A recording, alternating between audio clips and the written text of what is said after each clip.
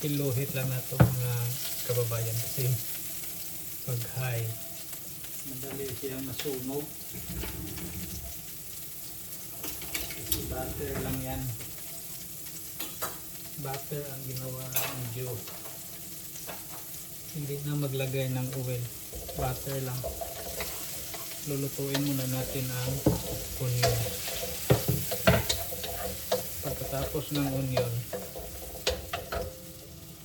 ay ano na natin yung garlic.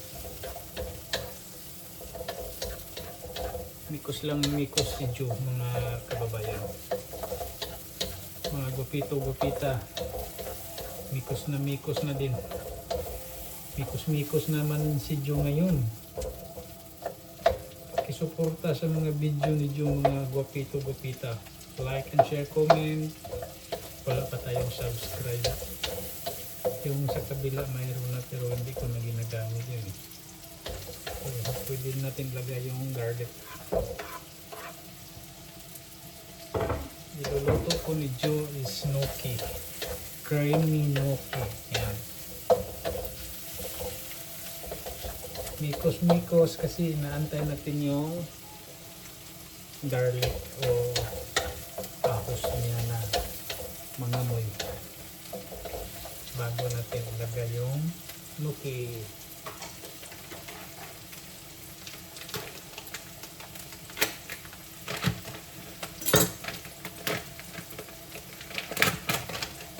Yan gnocchi natin. Dalawang gnocchi na lutuin natin kasi pag isa kulang. Yan ang gnocchi. Yan. Ito puti. Saka ito yellow. Iba-iba ang kulay ng gnocchi natin. Kasi wala naman iba eh. Yan. Madami ito. Isang barangay, isang kilo to eh. Gnocchi. Mikos lang ng mikos si Joe. Mikos mo din. Mga 30 minutes. Luto na yung gnocchi mo. Walang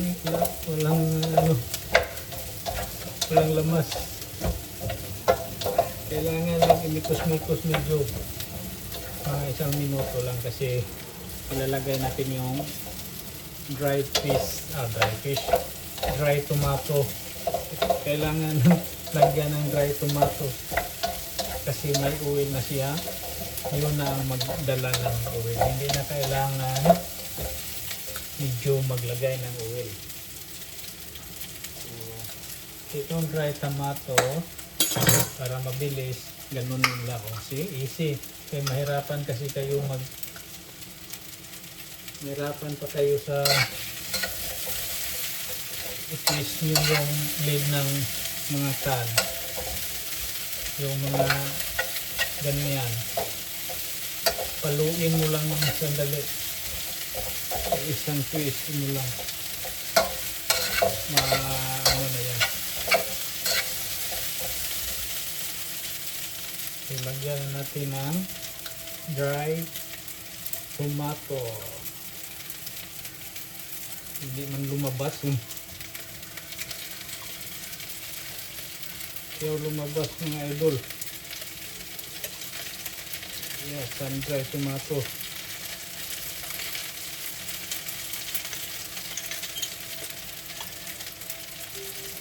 Isang kutsara.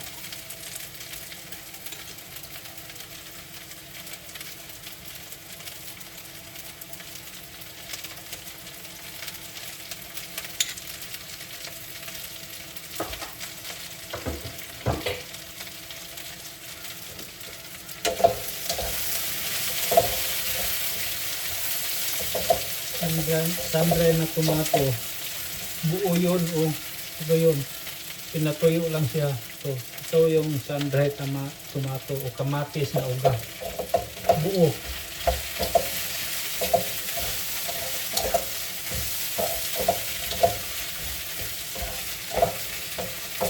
Mikos-mikos lang din. Kasi kailangan pa mikos-mikos yan ng mga 30 seconds bago niya ilagay ang ibang sahog.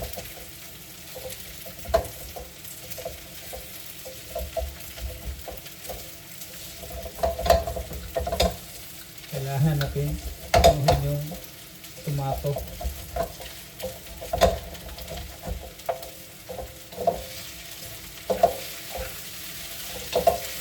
Yan. Yung ginawa natin dati, sour yun. Ayaw ng asawa ko. Kasi asin daw.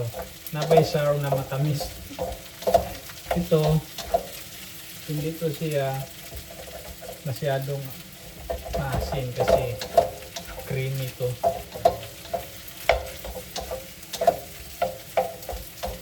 Yan. Lagyan na natin yung simpleng chicken. Sa 3/4 lang sa cup. Dapat half lang siya kung 500 grams lang nukin natin eh. Ginawa ko na lang 3/4.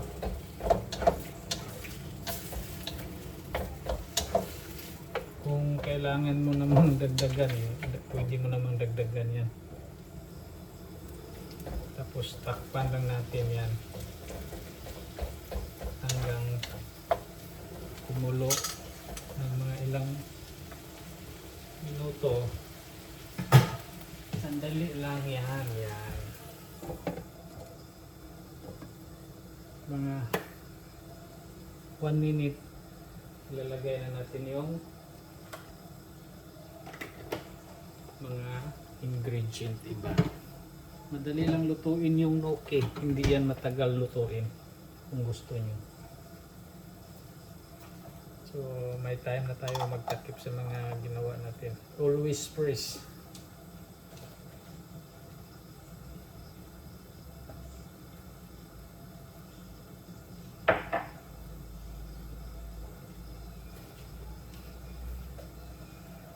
Kailangan natin imikos-mikos ulit kasi tumikit. Kailangan natin pakuluin siya kasi yung aroma niya naaamoy ko na mga idol, mga gupito-gupita. May aroma na siya sa tomato niya at saka yung mga nilagay natin. Wala pa tayong mga ingredient na inilagay.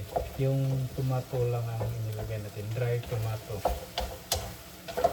Tapos pinaan pa natin ng todo yung ano natin.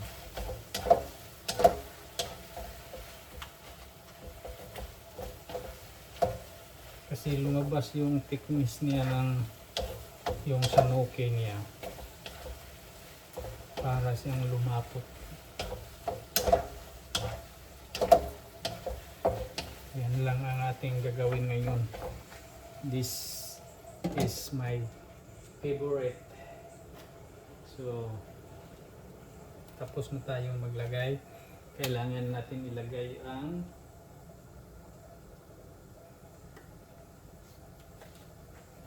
cream. Maglagay din tayo ng cream kasi creamy to eh.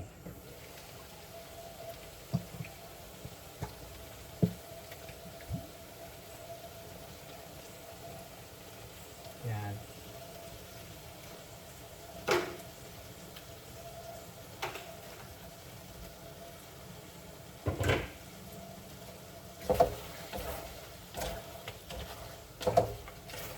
Mamaya na natin ilagay yung dahon natin, yung parsley at saka baby spinach. Kasi ano dito, madali lang yan pag inilagay mo. Bago mo yan ilagay, yung tapos na siya kasi 15 minutes lang to luto na eh. Yun ang pinakamatagal niya, 15 minutes. So creamy na creamy lun, mga lods, mga gupito-gupita, creamy na creamy yung niluluto ni Joe. So, sana magustuhan nyo. Kailangan nyo magluto din ng ganito. Simple lang. Pinakamahinang apoy para hindi siya dumikit sa wok natin. Oh, Yung anong tawag sa inyo nito? Kalaha. Sa amin kalaha. Pero dito wok. So kailangan natin yung creamy na pasta. Dapat kung carbonara, parang carbonara pero gnocchi kasi yung ginawa natin. Medyo malasa na, wala pang timpla. Takpan natin ulit ng ilang minuto, 2 minutes.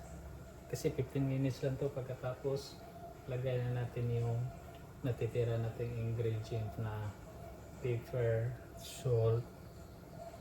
Pagkatapos ilagay natin sa pepper and salt, lagay natin yung cheese. Pagkatapos ilagay ng cheese, ilagay na din natin yung green leaves natin ito, parsley at saka BB. Ito yung BB spinach.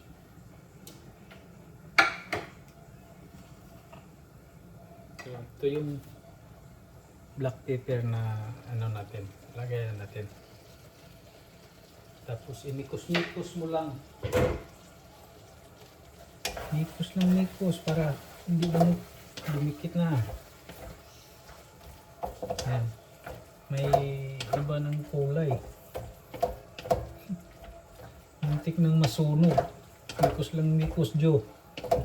Bilisan mo kasi gutom na si Joe. Kakain ulit si Joe. Kasi nagugutom dahil sa amoy. Tapos konti lang salt niya, huwag lang siya masyadong malaki.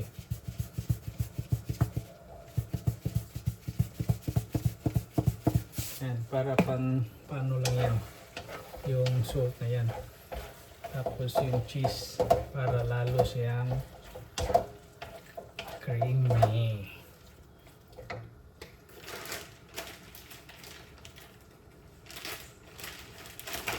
Depende na din sa inyo kung gaano karami yung cheese ang ilalagay nyo. Depende na din sa magluluto yan eh. Kung gusto nyo ng cheesy at saka creamy, dalawa yung inilagay ko, dapat isa lang. Pero gusto ko maraming cheese. Mas lalo siyang creamy. Tapos pwede na siya. Luto na. Hindi umabot siya ng 15 minutes. Pero yung creamy niya, kita nyo, ayan, yan ang gusto ni Joe. Yan, parang hindi napuputol. Ilagay na natin ang kalimutan pala itong Italian herbs. Dapat may Italian herbs. Budburin mo lang ng budburin dyan. Tapos imikos-mikos mo. Hindi ko sinama kanina sa ano eh, yung paper, dapat kalimutan ko. Yan oh, ayaw na maghiwalay. Yan. Huwag nang masyadong tagalin pa. Ibubod mo na sa itaas para imikos-mikos yung dahon. Yan. Huwag mo na anuhin pa, tagalin. Yan. Yan lang. Depende na sa inyo, pwede din hindi nyo lagyan ng ganito, pero masarap kasi pag may ganito eh. Yun o, ayaw na maghiwalay yan. Yan ang gusto ni Joe, ayaw maghiwalay. Parang dikit ng dikit ba. Kagaya ng mag-asawa, yung mga love team nyo, ayaw, wala namang sino mang gusto ba maghiwalay, di ba? Wala. Kung maaari nga yung naghiwalay magbalikan eh, pwede magbalikan yun, di ba? Ito pa kaya oh, mas lumalapot, mas maganda.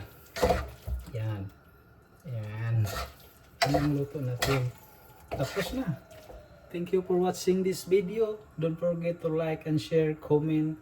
Kung hindi nyo nagustuhan, okay lang. Salamat sa sumusuporta, sa non-followers, sa followers natin dyan. Shout out sa lahat ng nanonood at sa mga gwapito-gwapita dyan. Maraming salamat at good afternoon. Ito turn off na natin. Luto na kasi.